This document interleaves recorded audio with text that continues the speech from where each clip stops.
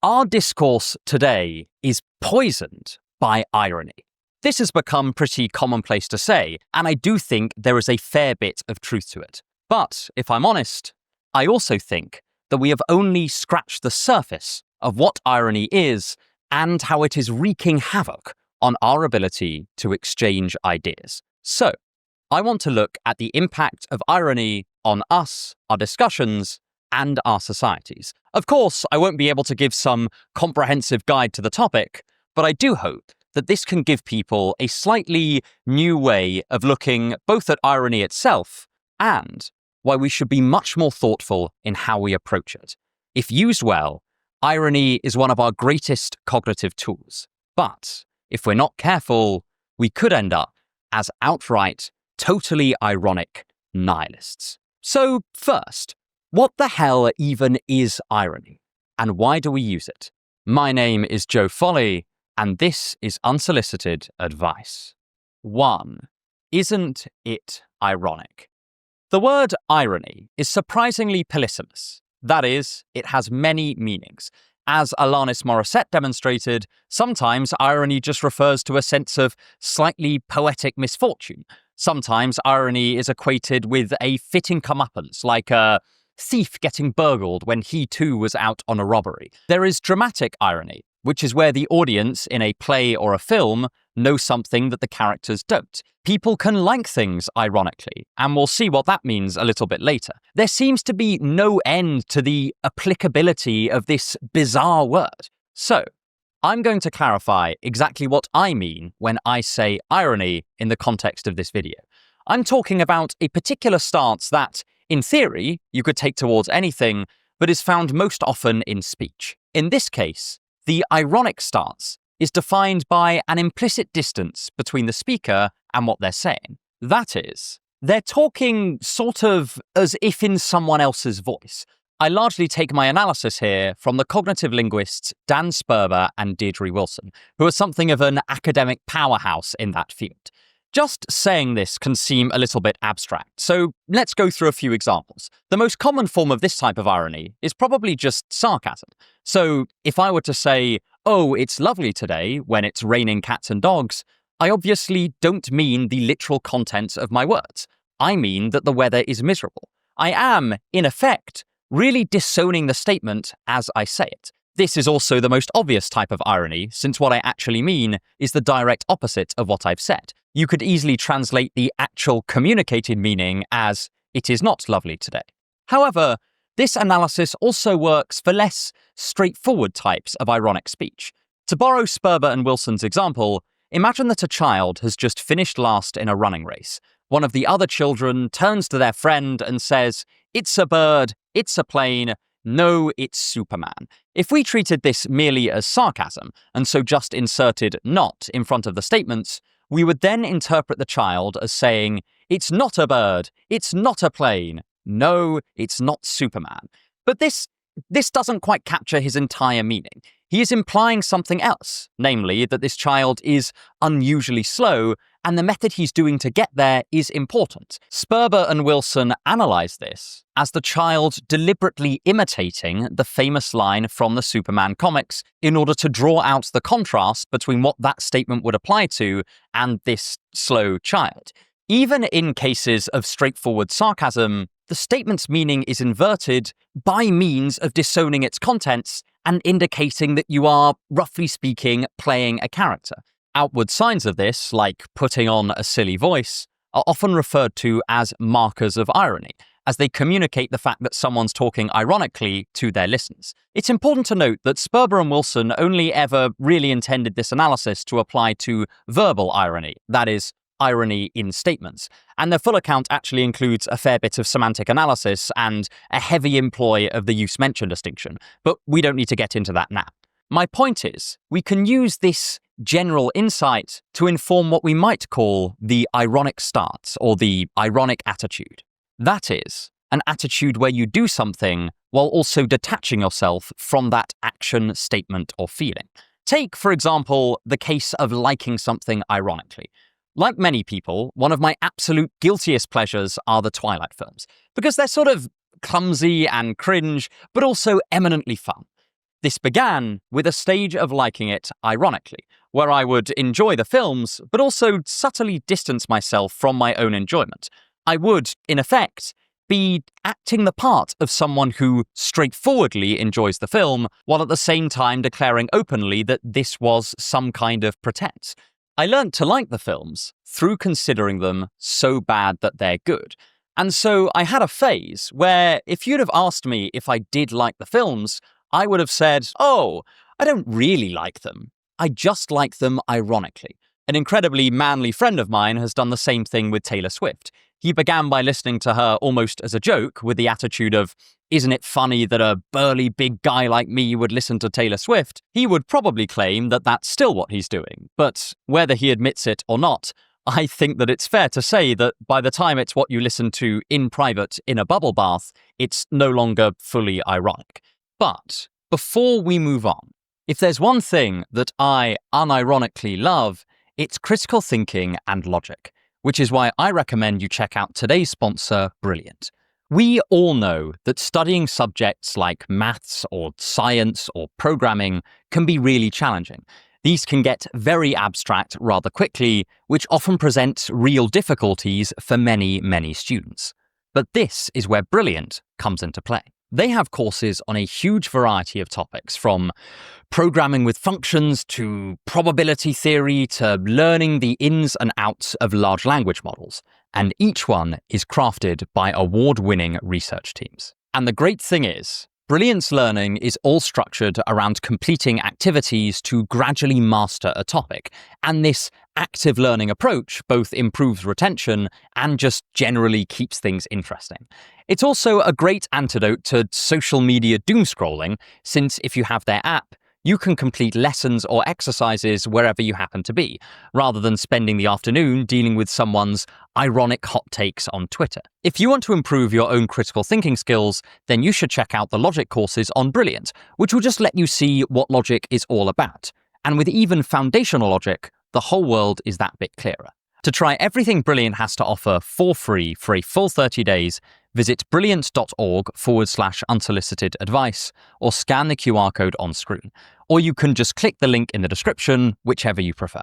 You'll also get 20% off your annual premium subscription, so please do check it out. But anyway, back to the video.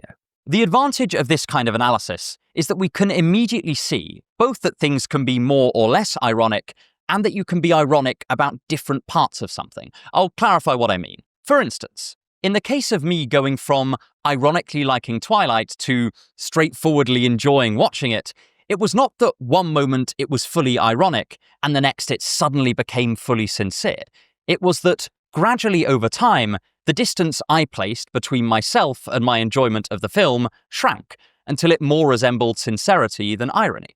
One form of gentle irony is poking fun at yourself by stating a severely exaggerated version of a position that you, broadly speaking, agree with. Here is a tweet from a fan of the Star Wars actor Hayden Christensen saying, "Not to be dramatic, but I would die for this man." Here, I would say, the person is being ironic, in the sense that they don't really sincerely mean that they would die for Hayden Christensen, though admittedly that is an assumption on my part. They are thus somewhat distancing themselves from the literal contents of their statement, but it does also contain the gist of their real opinion, that they are a big fan of Hayden Christensen. I would say that this is still irony, but it is less ironic than most cases of sarcasm where you directly disown the contents and the gist of your statements. Regarding different types of things that you can ironically distance yourself from, someone could sincerely endorse the contents of a statement while being ironic about its tone. My absolute favorite example of this is the sort of performatively apathetic person who sees something they don't like and says something along the lines of, if I had such bad media literacy, maybe I wouldn't be so bold about it. But, that's just me though. Here, it's not the contents of the statements that are held ironically, but the tone. The speaker sincerely believes that the person they're criticizing has bad media literacy.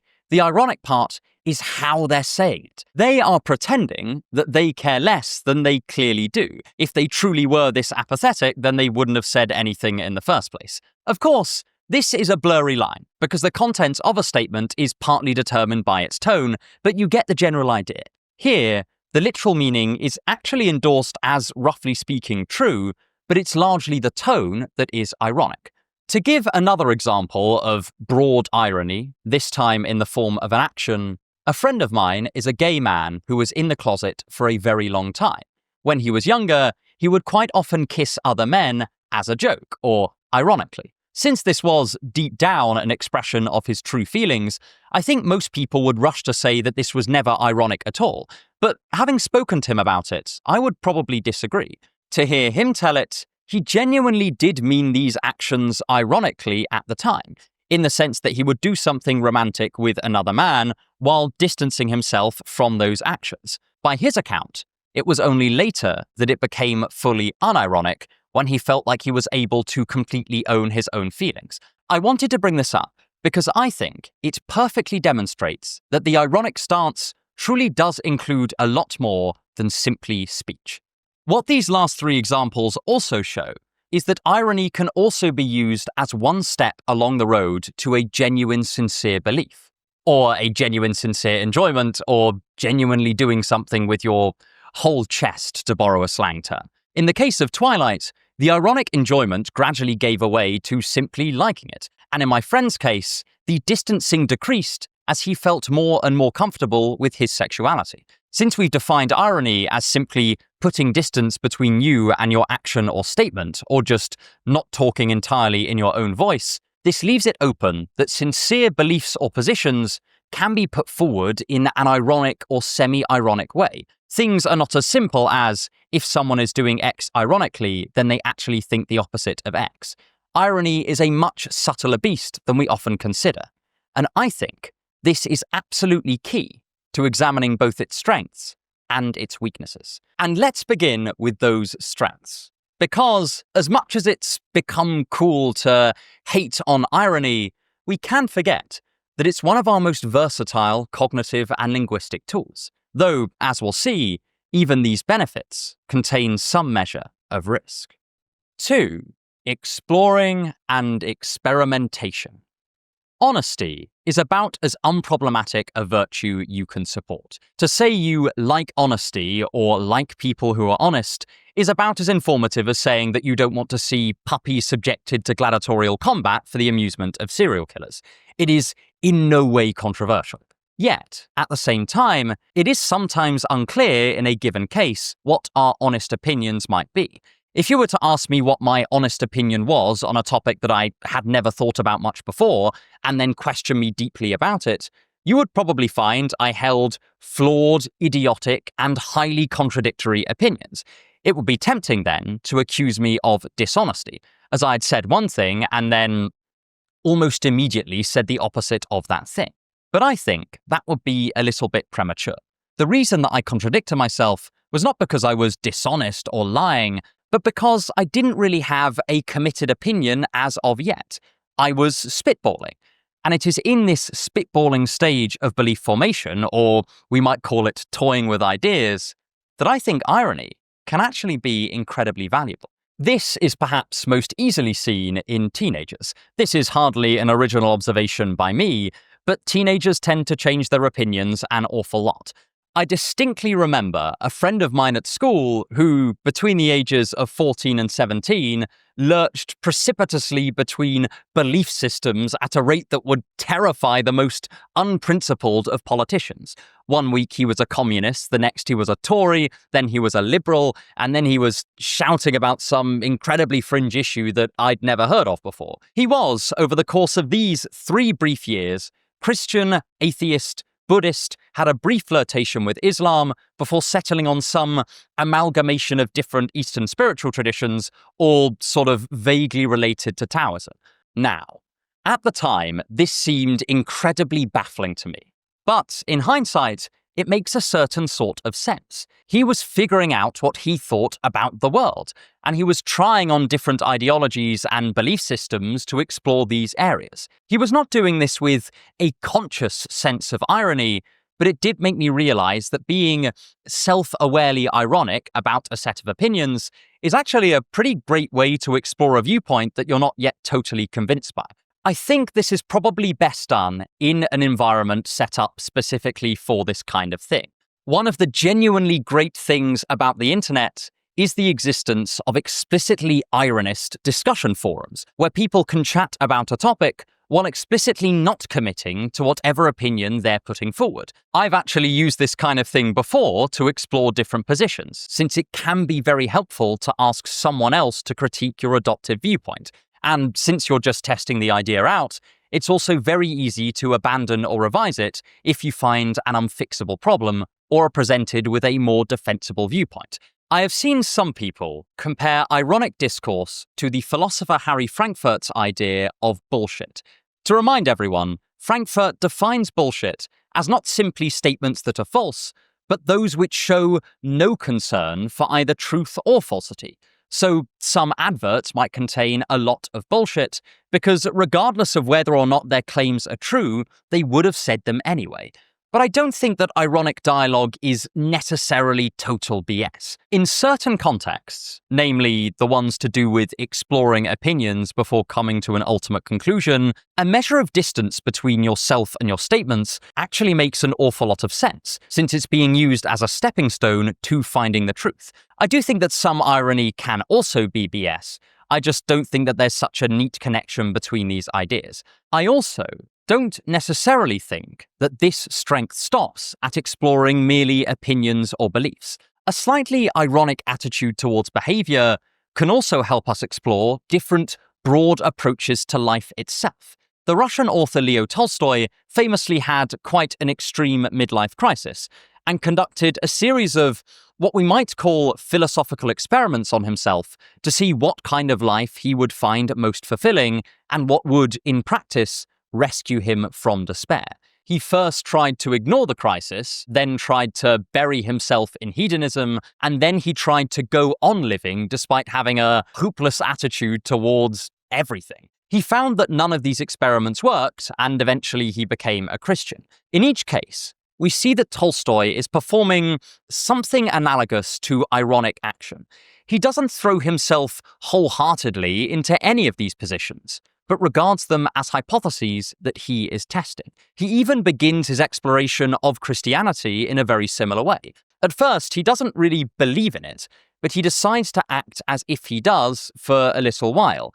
And then, over time, he finds that he eventually does believe it totally non-ironically. Despite Tolstoy's disdain for Nietzsche, this is not too dissimilar from the kind of experimental attitude that, at least Kaufmann's Nietzsche, sometimes advises that we ought to have towards existential problems and philosophy more generally. All of this is to say that, at its best, irony does offer a way for people to comfortably engage with new ideas, lifestyles, desires, and behaviors without knowing if they're fully on board with them yet. It can be the try before you buy of philosophy. Now, I would be remiss here not to mention that some philosophers see irony not as a stepping stone to discovering what you think is absolutely true, but recommend a general dose of irony towards any belief that you happen to have. I'm thinking here of the American philosopher Richard Rorty, who wrote in a particular strain of pragmatist philosophy, not to be confused with the so-called Cambridge pragmatism of people like C.S. Peirce and Frank Ramsey, which I've talked about in the past. Rorty was a huge fan of the ironist position, which was where you self-consciously recognized that your beliefs and the rest of your philosophical framework is contingent on your particular background and culture, and that it's not objectively better than other alternative ways of viewing the world. His philosophy is much more complicated than this, and putting it in a brief sentence like this does make it seem a lot more ridiculous than it actually is. Nonetheless, I am a bit more confident in the convergence of human beliefs than Rorty is, at least in many, many areas, and I suspect that many other people are as well. I just wanted to mention him as someone who thought that we should always keep a measure of ironic distance between ourselves and our beliefs. Ultimately, however, I do think there is still a danger in this use of irony to freely explore ideas. It's not that the exploration itself is bad, but most of us eventually want to settle on at least some stable orienting beliefs. We tend to want to fall somewhere between total ironic skepticism on the one hand and unwavering dogmatism on the other. And to do that, we must abandon some of this emotional distance between our beliefs and ourselves. We must not just toy with ideas, but assert them and commit to them. In theory, I suppose you could be permanently ironic, believing in nothing and just picking up and putting down opinions whenever you fancy for whatever reason you fancy, but I just don't think most people want to live in this way. And it's not clear whether we would be able to act decisively without some component of sincerity in our worldviews. In fact, this was just one of the problems that Rorty had spotted with his own position and then tried to solve. Exploring what could be true through irony can be really fun and immensely rewarding. But if we do care about what actually is true, then we probably will have to come back down to earth at some point. Of course, this is not the only usage for irony. I just thought it was maybe one of the most beneficent. And it's also not the only one that is a double-edged sword. If you want to help me make more videos like this, then please consider becoming one of my wonderful supporters on Patreon to gain access to exclusive content. The link is in the description. 3. Power, discussion, and honesty. It would be totally idealistic for me to claim that everyone, or even most people, who habitually engage in some kind of ironic discourse are just innocently exploring different ideas. Irony is a famously disruptive force in many, many discussions, and an underestimated reason for why that is the power it lends a speaker. I am hardly the first person to point this out, but being sincere carries with it a certain level of vulnerability. This is one of the reasons why, almost despite myself, I gently admire some of those flat earther channels that continue to upload videos expressing a sincere and earnest belief in a flat earth, knowing they are incredibly likely to be mocked for it. Of course, they are still wrong, but they do illustrate an important idea. To profess an honest belief in anything, especially something open to challenge, is a pretty exposing thing to do in the public square. But it's also a huge part of a healthy, functioning public discourse that people are generally honest and sincere about their beliefs. Without people giving their sincere opinions on a topic, we cease to really have a public discourse at all. And yet, there is a discrepancy between the benefits of sincerely professed belief at scale and the personal risks of it in particular conversations. To illustrate this with an example, imagine that you and I are having a discussion, and I tell you what I really think on some issue. However, you choose to take an ironic stance and happily bounce between different positions with reckless abandon. In this case, you immediately have more room to maneuver in the context of this discussion. You can be more flexible in the propositions you put forward. You don't have to really be that consistent and a whole lot more. In effect, you do have some power or advantage over me in the context of that conversation. You are holding more of the cards. Moreover, if this discussion is held on a public forum, the stakes are deeply imbalanced for the two of us. I might genuinely look foolish if I fail to properly defend my position, since that position is a genuine reflection on what I think about the world. But if you can take a detached, ironic stance, then even if you fail to defend whatever stance you have semi-arbitrarily chosen to take, you can just shrug and say, "Whatever, man, I was just playing around." If we look closely, we can see that this is almost the direct flip side of the strengths of irony that we saw in the last section. The very thing that means that irony is such a good way to explore ideas without having to worry too much about the consequences of being wrong also allows it to be a potentially quite dastardly position to take in a discussion. Importantly, this doesn't mean that all dialogues where one speaker is talking sincerely and the other is talking ironically are poor or unproductive. A lot of interviews have this dynamic, especially the more challenging or confrontational ones. The BBC presenter, or ex-BBC presenter now, Andrew Neil, was famously very conservative, but he was also well known for challenging the positions of many of his conservative interviewees by invoking more liberal-leaning talking points, points that he himself disagreed with. And this gentle use of irony, this distance he was placing between his genuine beliefs and his statements in that context, was incredibly appropriate. He was aiming to interrogate the positions of his guests, and to do that, he did need to pretend to disagree with them, even when he actually agreed. Of course, the difference in a situation like this is that most of us recognize that the interviewer does have this advantage. The difference in power is still there, but we know it's there, and so hopefully we can somewhat counteract it internally, though perhaps I am wishfully thinking here. Also, this is probably an example of a much wider phenomenon, that caring about something is significantly more vulnerable and exposing than not caring about it in almost all cases. And the ironic stance is, by definition, a stance that allows you to either genuinely care less about something or just project that you care less about it. It allows you to have less skin in the game, or at least less perceived skin in the game. Take the example of the ironically toned statement from earlier. If I had such bad media literacy, maybe I wouldn't be so bold about it, but, that's just me. I'm sorry, I wasn't going to do the accent a second time. It was bad enough the first. This performative, ironic, apathetic tone serves an important social purpose. It protects the speaker from some critique by carrying this implicit message that they're not really that fussed about what they're saying, or even the subject as a whole. As I said before, this is likely not true. The sound of genuine apathy is simple silence. But it does mean that anyone attempting to challenge the speaker in earnest leaves themselves open to this obvious reply: why do you even care? Which implicitly states that you shouldn't care, and if anything, you are uncool for caring. Again, this comes from the same general root as the benefits of irony that we discussed in the last section. The distancing creates freedom to experiment, but it also means that you have this inherent advantage over anyone who openly cares about something and genuinely owns their own opinion when it comes to a discussion.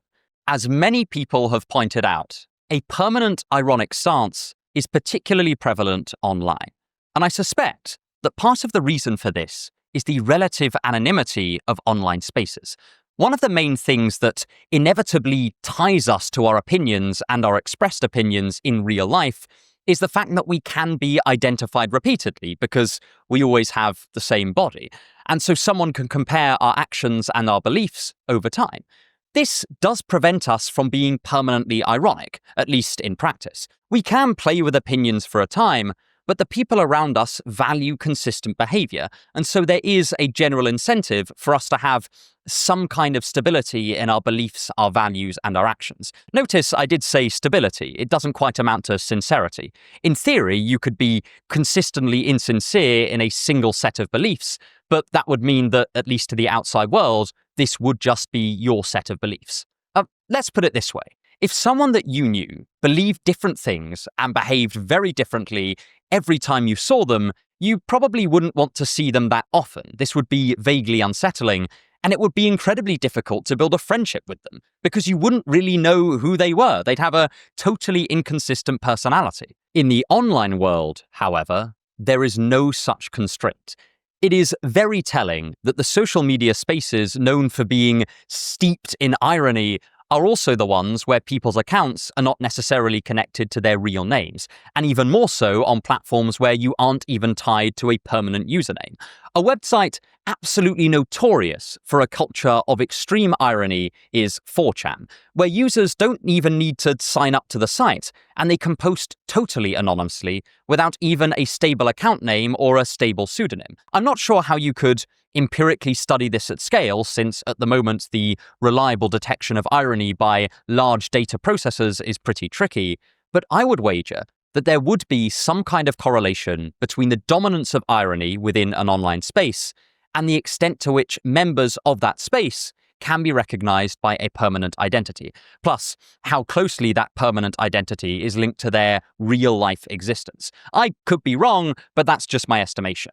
Of course, there will also be interfering factors. For example, irony lends itself to short, quippy statements, since often its goal is to mock or amuse. and this might mean that Twitter ends up outmodedly ironic compared to some other platforms. At the very least, the prevalence of irony on Twitter is incredibly clear. I suspect that this is part of the reason why social media sites in general are quite poor places to have conversations, especially about something controversial. No one knows one another, and no one will likely see one another again, and as a result, people are broadly quite free to dip in and out of irony, sincerity, and everything in between as they please. And at extremes, this can lead to complete confusion about whether a given statement or person is being sincere or not, which can then lead to just a total breakdown in our ability to even have serious discussions at all. As many researchers have pointed out, oftentimes a statement on social media or in satirical news sites that was originally made ironically is then interpreted as sincerity and passed around in other internet spaces. And finally, there is a more existential critique you can make of discourse or people who are steeped in irony. The Danish philosopher Søren Kierkegaard once pointed out that to engage with information in a purely detached and ironic way is all well and good until it prevents you from actually committing to any information and using any set of values to give you any direction in your life. As we'll see in the next section, Kierkegaard actually had some very interesting and nuanced ideas about irony as a whole, but we'll stick to the downsides for now. Kierkegaard's concern is that irony is fundamentally negative. It doesn't construct anything or commit to anything, and it's best suited to tearing things down or exposing their flaws. Interestingly, this coheres with a point made by Sperber and Wilson about ironic speech having a generally negative skew. When we say something ironically, we tend to do this to mock the voice we're impersonating, not to praise it. However, this also means that man cannot live on irony alone. We can't truly reject every idea as ridiculous or consign it to mockery and never take anything seriously. To do so would be to become a total nihilist. We would no longer care about truth at all, but merely engage with ideas on an aesthetic level. This reminds me a little bit about discussions around irony poisoning at the individual level, where someone doesn't know what they believe or what they think because they're so used to talking ironically that they can't muster up sincerity anymore. When people talk about how irony has broken discourse, I think they're partly reflecting this Kierkegaardian worry at a much wider scale. They are concerned that a culture or context entirely too immersed in irony or even just general insincerity will eventually struggle to take ideas seriously at all, and so fall into a general societal nihilism. Considering, as Nietzsche pointed out, that nihilism can lead to both widespread apathy and a panicked grasping for any totalizing ideology that promises to save us, this is a fair concern. So, how do we respond or react to this? Well, obviously, we can't solve the issue in a YouTube video. I'm terribly sorry to disappoint people. But I think we can explore some potentially more productive approaches to irony. At the very least, we can approach things with our eyes open. 4. Don't spray your irony everywhere, you'll get it on the carpet. Every significant movement begets some sort of reaction, and there are already glimmerings about something beyond the irony-inducing incentives we have today. Some of this is occurring at the level of art and literature. The YouTuber Tom Nicholas recently released a very informative video on the death of postmodernism about how a cultural obsession with irony has slowly given way to metamodernism, a style of art and presentation which is both sincere yet also ironic. We could also turn to other postmodernist artistic movements like neo-romanticism or the New Sincerity movement to illustrate how, at least within certain spheres, the ironic stance has gone a little out of fashion. However, as interesting as this all is, it is slightly beyond the scope of this video. So far, the problems with irony that we have looked at have been at the level of the individual and at public discourse, and I want to continue roughly in this vein. Our Kierkegaardian analysis of irony can be immediately helpful. As we said, the characteristic trait of irony is that it has negativity. By negativity here, Kierkegaard means that it critiques, it disowns, it examines something from a distance. There's actually a fair bit of coherence between Kierkegaard and our cognitive linguists here. The prime example of irony for Kierkegaard is Socrates, who would use irony in the form of relatively detached examination and performatively taking on opinions that he didn't really hold, to expose the flaws in the thinking of the people of Athens. If we remember, we saw this pattern implicitly in the use of irony to explore ideas as well. Holding an idea at a distance from ourselves allowed us to play it out in order to find its flaws and ultimately to critique and probably discard it. To borrow a somewhat overused term, our irony here was deconstructive. This broad negativity also brought some of the downsides of irony that we looked at in the last section. This potential nihilism that's lurking in the total ironist was partly because when you hold literally everything at a distance and spend your time denigrating everything through irony, you end up not believing very much at all. At some point, if you want to do anything or orient your life, irony has to give way to a certain level of commitment. Someone who only has ironic opinions doesn't really have opinions at all.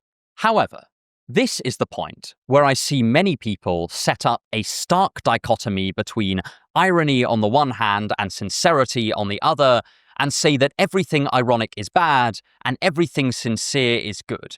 But I think that is far too hasty.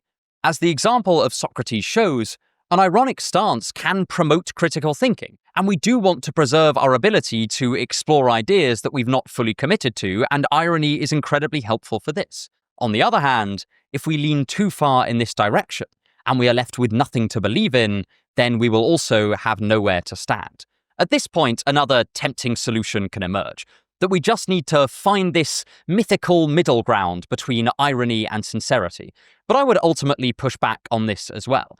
I don't know what specifically this middle ground between irony and sincerity would look like. Instead, I think we're better off thinking about irony and sincerity as two tools that can be deployed in quite different contexts, and that can mesh quite badly if we either just use one and not the other, or if we start using one in situations that are much better suited to the other.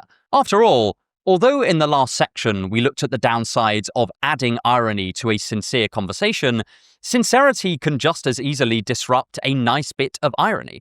If a bunch of friends are joking around and one of them suddenly decides to take everything incredibly seriously and sincerely, that is also undesirable. Here, the irony wouldn't be the rogue element, the sincerity would be. Within a conversation, I would argue that much of the unpleasantness surrounding irony is when it is injected into conversations that have a fundamentally unironic aim and a pre-existing unironic mode of dialogue. The problem is not the irony itself, but the confusion between the speakers about what particular language game they are playing.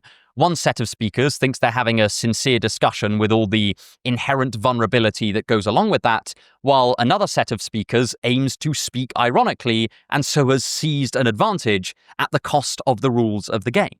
If you've ever seen a serious thinker absolutely torn to shreds by a comedian well-versed in irony, then you'll know exactly what I'm talking about.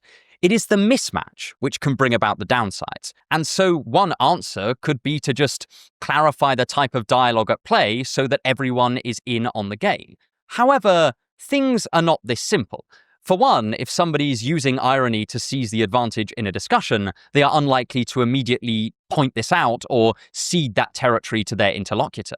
But also, to broaden the discussion out to discourse as a whole, I think that a lot of irony poisoning comes from ironic speakers just being able to insert themselves incredibly easily into sincere dialogue, which then has a knock-on chilling effect on the ability of sincerity to be expressed without the risk of social ridicule. My favorite example of this was when no one could express a genuine admiration or enthusiasm for something without being called cringe, as if the epitome of human fulfillment is to look down on any kind of passion. I remember recently commenting on a philosophy forum about how much I am totally in love with the work of Frank Ramsey, and I got told that I was glazing him, and that is an awful thing. In this situation, I found it kind of funny, but I do think that if I did have some latent insecurity about being seen as cringe, then that probably would have prevented me from glazing further. It would have discouraged my sincere admiration in later conversations.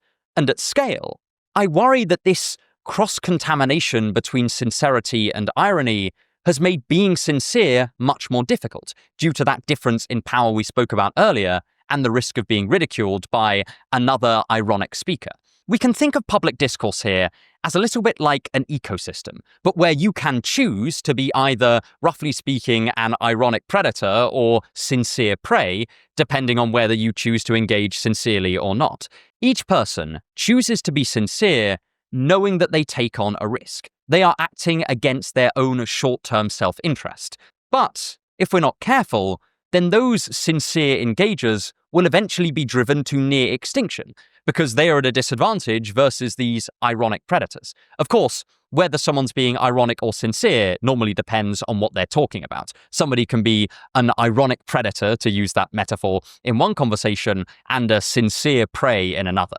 As is so often the case, once we have a clear idea of the way that irony interacts with sincerity in dialogue, we also get a better sense on how to approach it. Depending on how it's used, irony can be a very helpful step on the road to sincerity, giving people the comfort to explore new ideas, lifestyles, and philosophies without feeling like they have to commit to them or live them forever. On the other hand, it can promote a kind of permanent cynicism where sincerity is considered absolutely naive and mocked by the ironic stance until it all but disappears. To again draw from Kierkegaard, irony can shake us out of unreflective habits and tear down old ideas, but it's only part of the journey towards discovering and crafting what we actually think. To add to his analysis, we might say that it is an important part of the social sphere. We can't take life seriously and sincerely all the time, and making fun of things is sometimes fun. But we also can't get by merely on ironic discourse, and it's worth knowing how ironic discourse can crowd out sincere discourse. Just like Kierkegaard's totally ironic man has little idea who he is or what he thinks, a totally ironic discourse will discourage people from believing in anything at all, at least not openly. Most importantly, this heavily suggests that our ironic spaces cannot be the same spaces where serious ideas are discussed in public and serious problems and disagreements are hashed out. I think this is one problem people have with social media irony poisoning, and I think they're absolutely justified in this. Sites like Twitter have effectively become a kind of public square where ordinary people can have their opinions heard, and, in theory, we could come together to discuss things. Yet, these are also the places where we see a real prevalence in ironic speech. This could lead to exactly the kind of total disincentivization of sincerity that we have just talked about, and I actually think we are already well on our way there. In short, irony is great when irony knows its place. The challenge, then, is keeping it there. Ultimately, what I hope this video has got across is that irony is not some kind of discussion bogeyman, but neither is it a harmless fact of life that we can just let run roughshod over our discourse. At an individual level, a total irony can easily slip into outright nihilism, while controlled ironism can help us develop our ideas. At a societal level, irony can bring humor and fun, but it can also disrupt our conversations and send us all into a horrible spiral of put-downs and faux apathy, essentially widening that personal nihilism to encompass all of us. And, unironically, I think that would be a disaster. But if you want to look more into some of the Kierkegaardian themes that we've discussed today, I have the video for you right here. Thank you so much for watching, and have a wonderful day.